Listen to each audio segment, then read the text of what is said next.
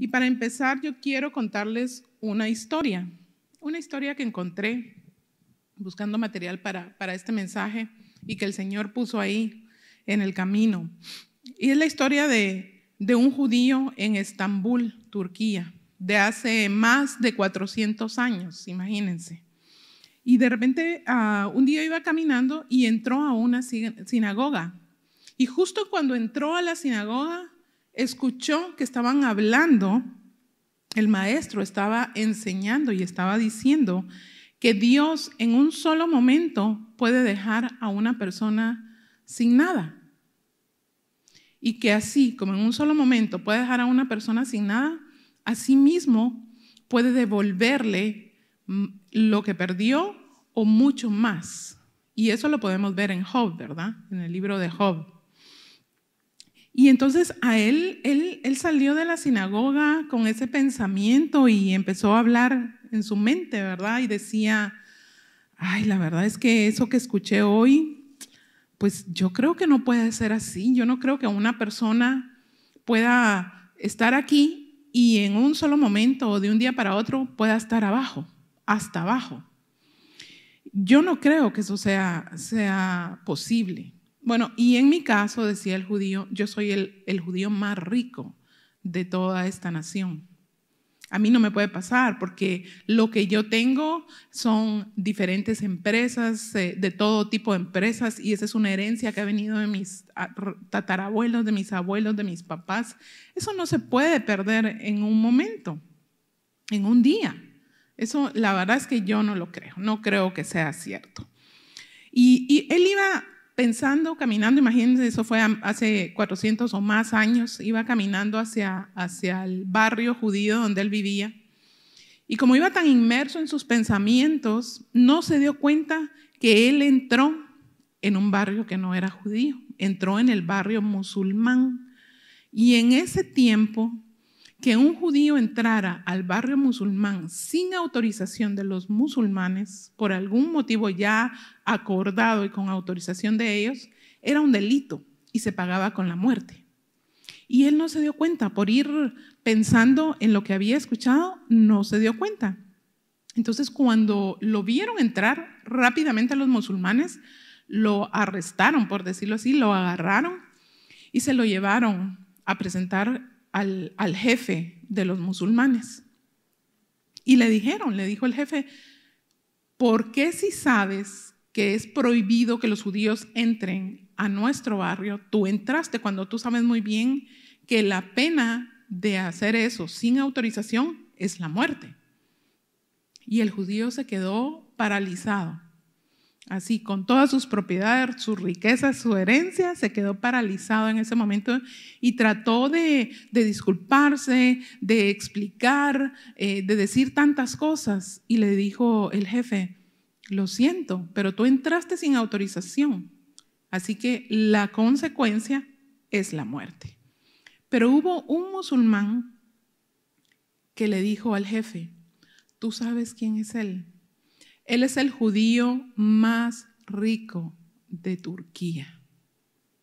Entonces el jefe le dijo, bueno, existe una posibilidad de que no te matemos. Lo que sea, dijo el judío, con tal de salvar su vida, él dijo lo que sea. Si tú me firmas un documento donde me cedes todas tus propiedades, todo tu dinero, todas tus empresas, todo lo que tú poseas, te dejamos vivir y te dejamos ir. Y obviamente el judío no quería morir y aceptó firmarle el documento. Firmó el documento, los musulmanes lo dejaron ir. Cuando él salió de ese barrio, él no podía creer lo que le había pasado, porque hacía unos pocos minutos él venía pensando en que él era el hombre más rico y que nada le iba a poder quitar todo eso que él tenía de un momento a otro, como lo había escuchado en la enseñanza de la sinagoga. Era tal su tristeza que se fue llorando hacia su casa, pero cuando entró a su casa no le quiso decir a la familia qué había pasado. Esa noche él no durmió pensando en que era cierto que Dios podía permitir que alguien perdiera todo de un momento a otro. Y esa noche él no pudo dormir. Y esa noche fue una noche de tremenda tempestad, de lluvia, de rayos, de truenos. Una noche terrible. Y aparte él con su pena, ¿verdad? Sintió esa noche espantosa. Y él veía que los rayos caían por toda la ciudad y quemaban lugares. Al siguiente día se entera de que uno de los rayos que cayó en la ciudad cayó exactamente en el lugar donde a él lo llevaron y donde le pidieron que firmara ese documento. Y todo lo que estaba en ese lugar había sido quemado por el rayo. Entonces dijo, wow, sin ese documento, ellos ya no me pueden quitar nada. Es increíble que yo ayer en la mañana me levanté como el judío más rico del mundo, en la noche me acosté como el judío más pobre, y hoy me vuelvo a levantar como el judío otra vez más rico de Turquía. Y esa es una enseñanza definitivamente. Él al principio cuando escuchó y pasó a la sinagoga no podía creer lo que estaba escuchando y dijo, no, eso no puede ser. ¿Y qué pasó? Él se quedó por un momento sin nada, hasta pensó que iba a perder su vida. Pero él se dio cuenta que de verdad el que tiene el control de todas las cosas es solamente Dios. Nadie más, por mucho dinero que tengamos, por muchas propiedades, muchas empresas, por muy altos, por muy bajos, por muy flacos, por muy gordos, no tenemos el control. Y a veces perdemos de vista eso. Y nuestro orgullo y nuestra soberbia no nos deja ver lo que realmente somos y de quién debemos de depender. Les cuento esta historia porque tenemos que recordar que Dios sigue estando sentado en su trono, que Dios es soberano y que Él nos ha prometido cuidarnos y ser fiel, y lo ha hecho. Dios siempre ha sido fiel. Pero quiero que veamos lo que dice en Salmo 138, 6. Si me lo ponen por ahí.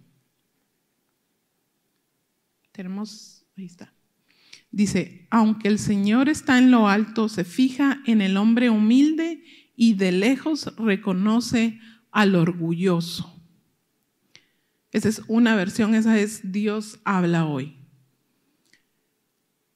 Perdamos nuestro orgullo, nuestra soberbia. Muchas veces cuando nos creemos que todo lo hacemos por nuestro propio esfuerzo, por los estudios, por el dinero, por las empresas que tenemos, perdemos de vista que el dueño de todo es el Señor, que Dios tiene que tener el control y Él nunca ha perdido el control, simplemente que nosotros creemos que nosotros tenemos el control. Así que si hoy no reconocemos en este tiempo que Dios es soberano y todo proviene de Él, no sé a dónde vamos a ir a parar. Yo te aseguro, ten la certeza de que su mano de provisión no faltará en tu vida si tú declaras que el Señor es soberano y que Él tiene el control de todo. Si en este tiempo tú que estás aquí o tú que me estás viendo has perdido algo, alguna cosa, no estoy hablando de la vida de alguien, estoy hablando de cosas. Si tú has perdido algo en este tiempo de pandemia, en este tiempo de virus, yo entiendo el dolor que puede haber, la preocupación, pero quiero decirte que así como en un momento perdiste ese empleo, perdiste tal vez una inversión, perdiste tu casa, perdiste cualquier cosa, así en un momento el Señor te puede devolver lo que perdiste y mucho más allá.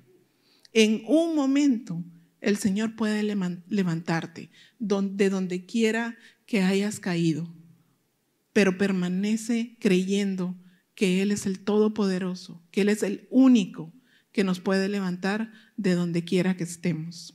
Amén. Esa es la historia que les quería contar. Y ahora quiero que vayamos a nuestros versículos centrales del mensaje que están en 2 de Samuel 24, del 16 al 25. Y la palabra del Señor dice, y cuando el ángel extendió su mano sobre Jerusalén para destruirla, Jehová se arrepintió de aquel mal y dijo al ángel que destruía al pueblo, basta ahora, detén tu mano. Y el ángel de Jehová estaba junto a la era de Arauna Jebuseo. Y David dijo a Jehová, cuando vio al ángel que destruía al pueblo, yo pequé, yo hice maldad. ¿Qué hicieron estas ovejas? Te ruego que tu mano se vuelva contra mí y contra la casa de mi padre. Y Gad, el profeta, vino a David aquel día y le dijo, sube y levanta un altar a Jehová en la era de Arauna. Era quiere decir tierra, en la tierra de Arauna, Jebuseo. Subió David conforme al dicho de Gad, según había mandado Jehová, y Arauna miró y vio al rey y a sus siervos que venían hacia él. Saliendo entonces Arauna se inclinó delante del rey, rostro a tierra, y Arauna dijo, ¿por qué viene mi señor el rey a su siervo? Y David respondió, para comprar de ti la era o la tierra, a fin de edificar un altar a Jehová, para que cese la mortandad del pueblo. Y Arauna dijo a David, tome y ofrezca a mi señor el rey lo que bien le pareciere. He aquí bueyes para el holocausto y los trillos y los yugos de los bueyes para la leña. Todo esto, oh rey, Arauna lo da al rey. Luego dijo Arauna al rey, Jehová tu Dios te sea propicio. Y el rey dijo a Arauna, no, sino por precio te lo compraré, porque no ofreceré a Jehová mi Dios holocaustos que no me cuesten nada. Entonces David compró la era y los bueyes por 50 siclos de plata. Y edificó ahí David un altar a Jehová y sacrificó holocaustos y ofrendas de paz. Y Jehová oyó las súplicas de la tierra y cesó la plaga en Israel.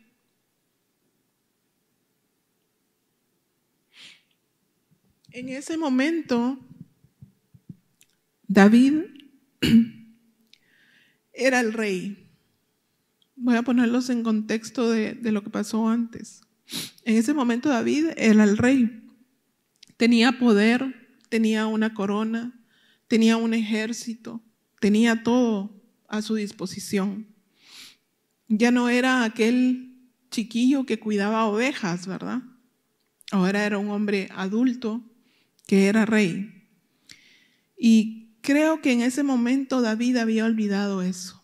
Había olvidado cuando él cuidaba ovejas, cuando peleaba y ganaba por la gracia de Dios contra los leones, contra los osos. En ese momento David lo había olvidado. Y en ese momento, un momento no muy bueno para David, algo incitó a David para mandar a hacer un censo en el pueblo. Y le dio la orden a su capitán. El capitán trató de convencerlo y de decirle que no era buena idea que hiciera el censo, porque eso no le iba a agradar a Dios. Pero David pensó, ¿qué de malo tiene que yo quiera contar lo que la gente que está en Israel, la gente que hay en Israel?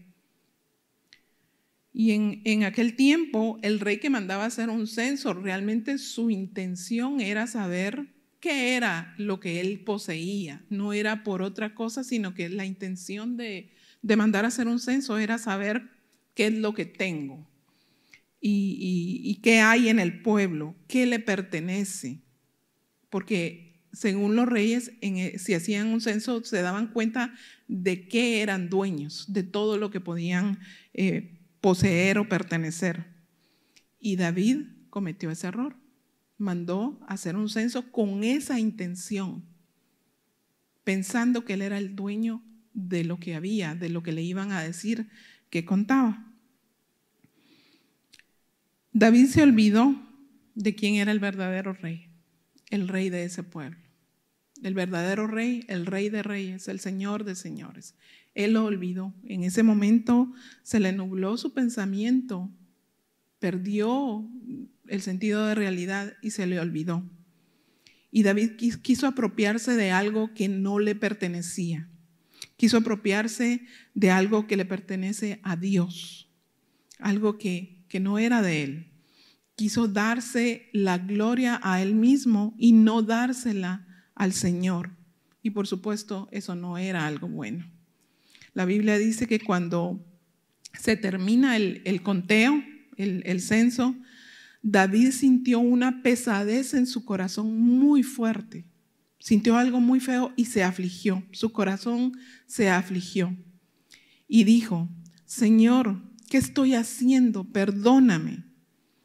Por un momento pensé que yo era el rey de todo, que yo podía tomar tu lugar. Y me olvidé de aquel muchacho que derribó a Goliat, porque tú guiaste la piedra y tú lo hiciste, Señor. No fui yo, y por un momento lo olvidé. Eres tú, Señor, el que guarda a su pueblo, no yo.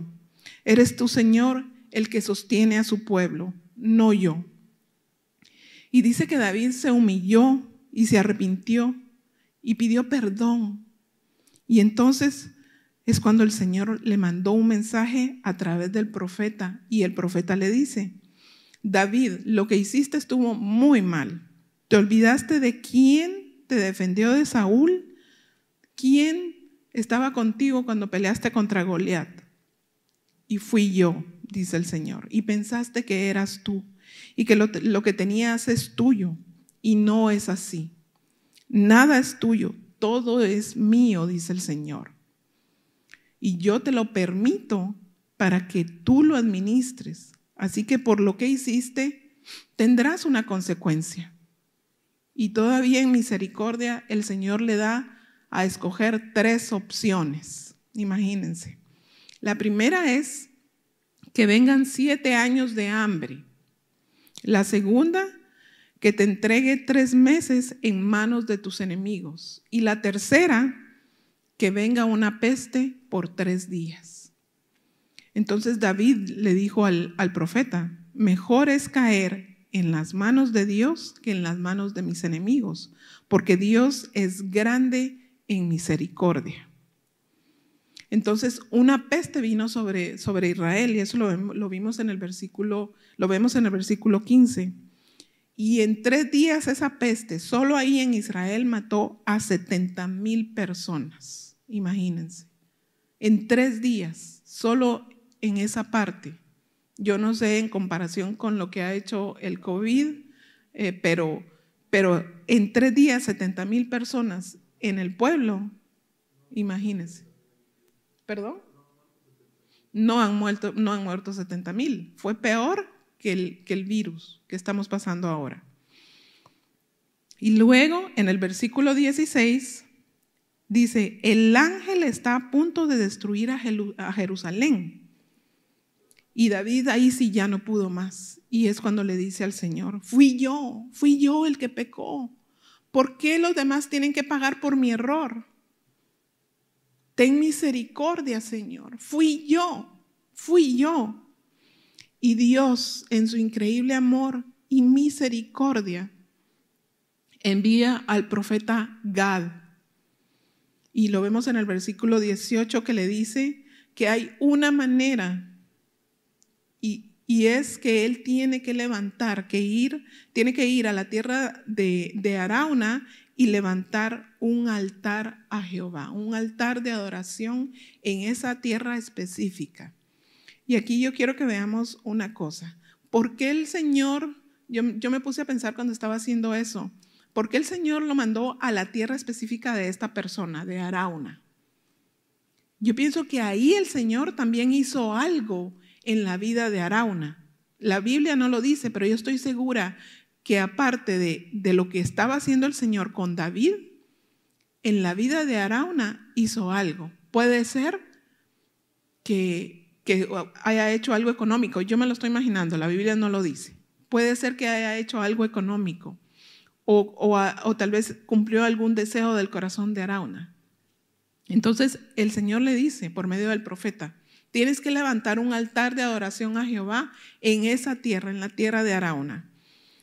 que ahí va a ser que la presencia de Dios baje y haga que se acabe todo dolor y toda plaga.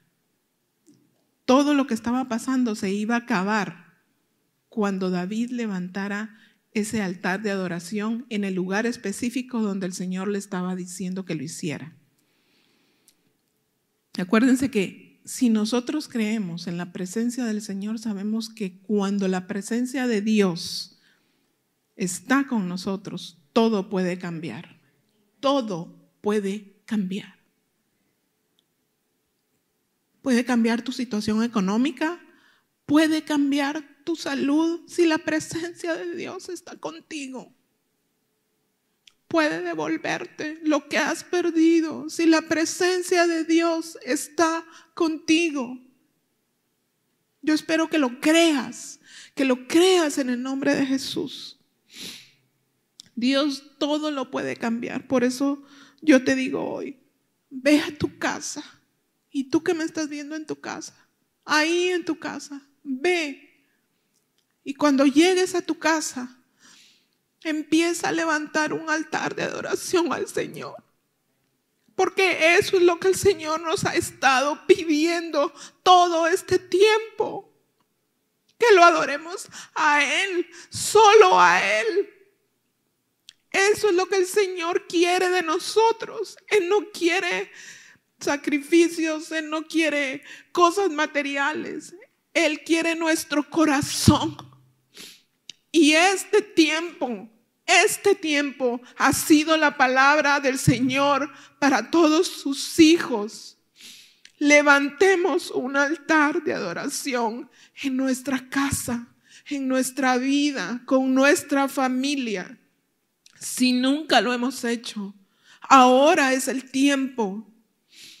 Escuchemos lo que el Señor nos está diciendo, porque su misericordia es tan grande que todavía nos está dando una oportunidad más para redimirnos, para olvidarnos que nos hemos acoplado, amoldado a lo que el mundo nos ofreció y que perdimos de vista lo más importante, que es tener su presencia en nuestra vida, que es tener su misericordia, su amor y su palabra como alimento diario. Antes de cualquier cosa, es buscar su presencia, es pedirle al Espíritu Santo que more en nuestra vida, en nuestro hogar, en nuestros hijos. Y yo hoy te digo, regresa a tu casa. Y tú que estás en casa, levanta ese altar familiar que el Señor tanto añora de nosotros. Adóralo en ese altar familiar. Dice que sea un altar familiar especial, que tú lo levantes con tu familia, con tus hijos, y le enseñes a tus hijos pequeños desde ya lo necesario que es esa intimidad con el Señor en familia.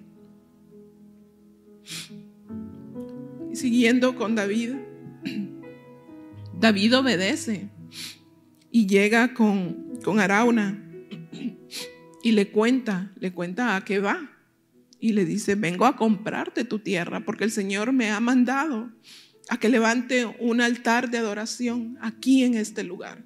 Y te vengo a comprar la tierra. Pero ustedes vieron cuando leímos los pasajes que Arauna obviamente se sintió privilegiado de que el rey llegara.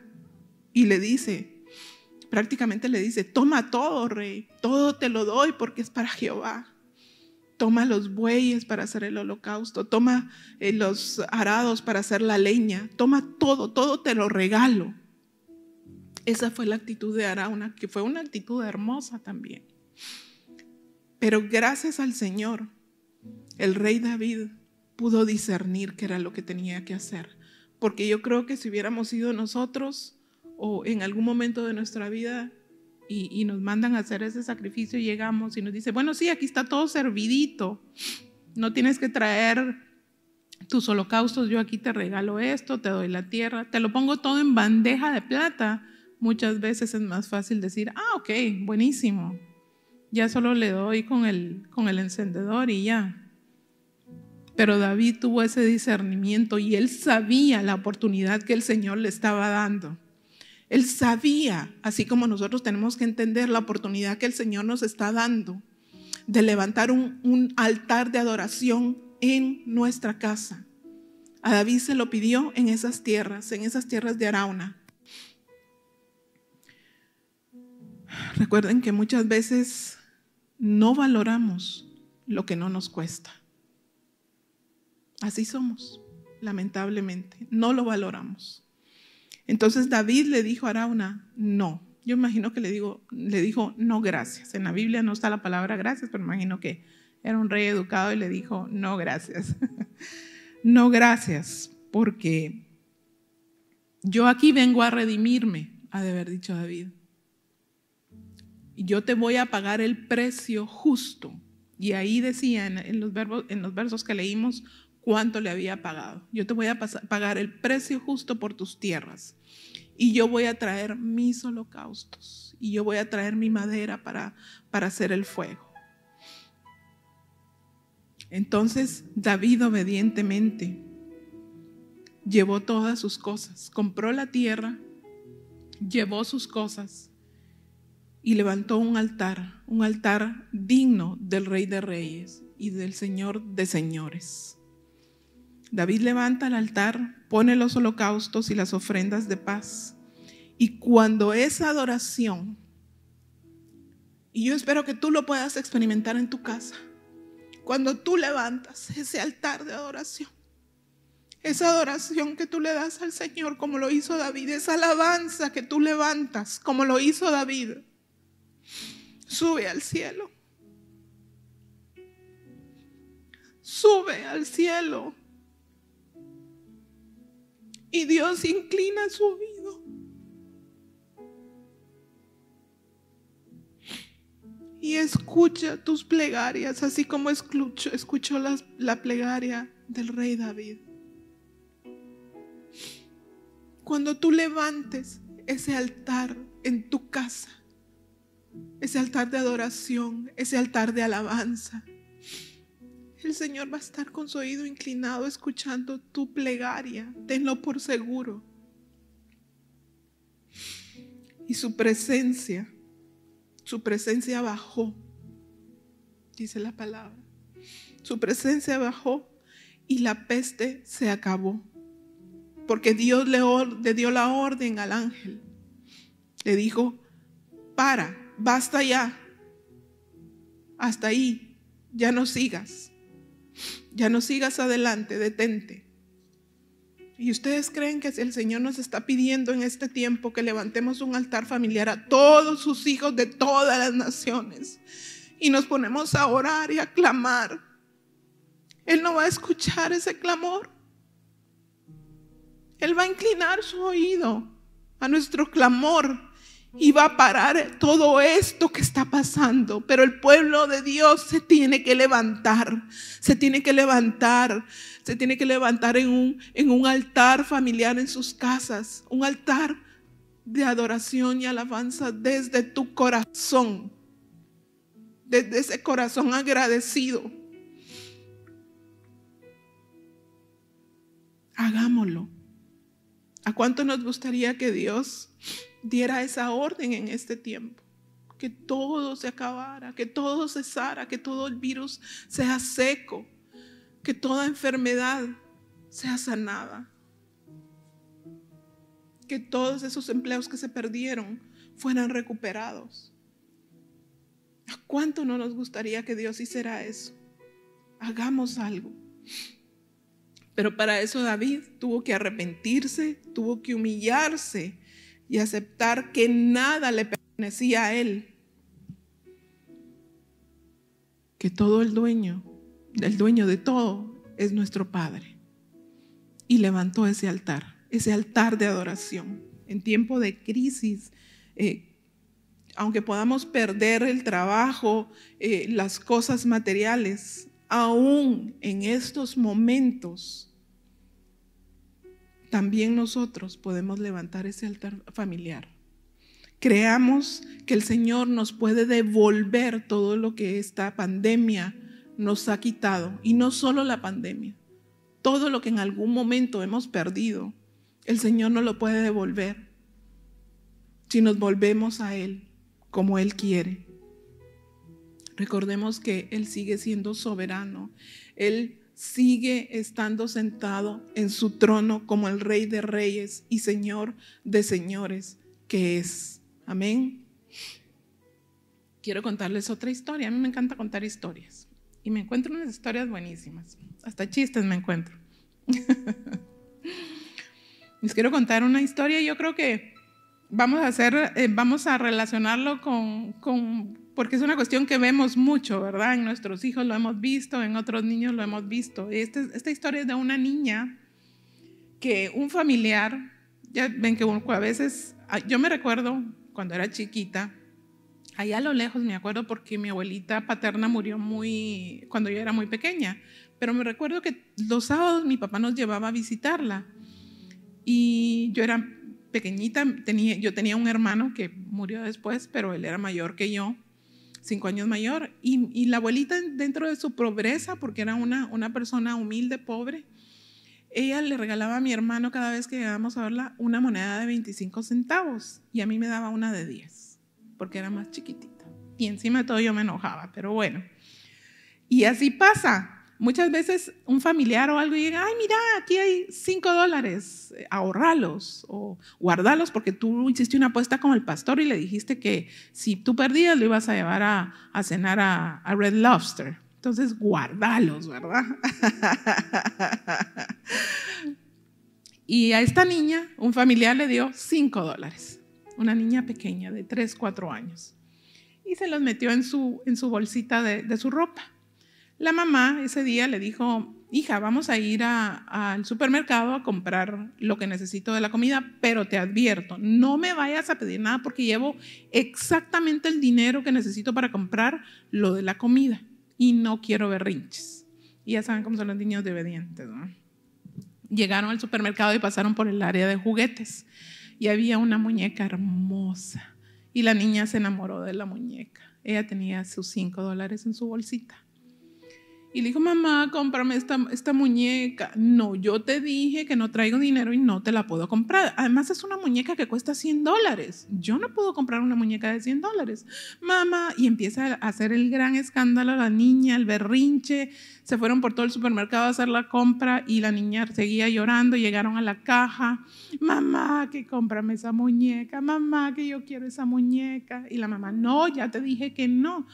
Bueno, le dice la niña, pues no necesito que me la compres porque yo tengo mi dinero. Y se saca su billete de $5 y la muñeca costaba 100. Y le dice, mi amor, eso no te alcanza. Tú tienes $5 y la muñeca cuesta muchísimo más. No te alcanza. Y obviamente no se la compró. En todo el camino de regreso a la casa la niña se fue llorando. Llegó la tarde y la niña seguía llorando. Se acostó la niña llorando porque no entendió que no le alcanzaba lo que tenía para comprar eso que era tan caro. Pero ¿saben una cosa? El Señor nos dice algo y aprendemos de esa historia de la niña. Lo mismo está pasando con la iglesia de Cristo. No entendemos que con 5 minutos de una oración a la semana no nos alcanza para el avivamiento del cual hemos estado hablando tanto y el cual deseamos tanto. Con 5 minutos de oración a la semana, si es que lo hacemos, no nos alcanza para ese avivamiento que deseamos y que hemos pedido. No. Mi iglesia, dice el Señor, no puede entender que con 3 o 5 canciones que se cantan a veces sin ganas de adorarlo realmente a la semana, no nos alcanza para ver a los ángeles que quieren bajar. Queremos que toda nuestra familia se vuelva al Señor, pero con esos minutitos que le regalamos al Señor, a veces online, y cambiamos de servicio a servicio y ni siquiera recibimos una palabra concreta, no vamos a llegar a lo que queremos. No nos va a alcanzar.